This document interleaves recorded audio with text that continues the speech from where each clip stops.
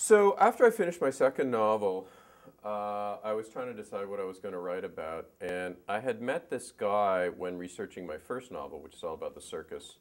A really eccentric guy. He's a collector of tribal art and tribal relics. He got me interested in shrunken heads and this tribe of head shrinkers that live in the middle of Ecuador.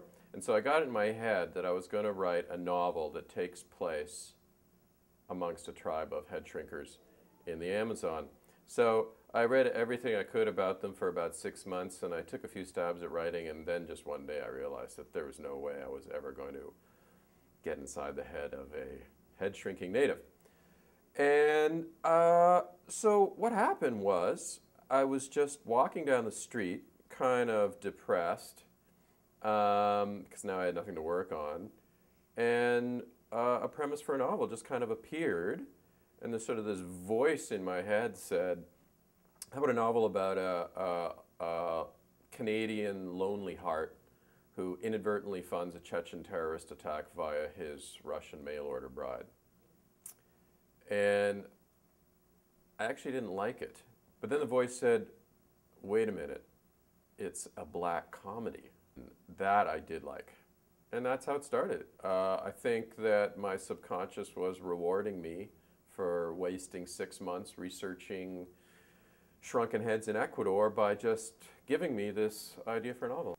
First thing I did was I went out and I bought a 3 CD set that promised to teach me conversational Russian in 40 hours. You know, within 40 hours I hadn't even cracked the alphabet. Well, one of the reasons I did The Culprits is because in the world of literary fiction, particularly in Canada, they all seem to be historical. It was getting so that historical fiction and literary fiction were one and the same thing. I was just getting so bored of picking up novels in which the phrase bolts of cloth appears. You know, well, women would go to the store, the country store, and buy bolts of cloth. You know, I just wanted a novel that had the internet in it. Really, Toronto's just a foil for St. Petersburg. I find Toronto kind of boring, and the reason is I live there.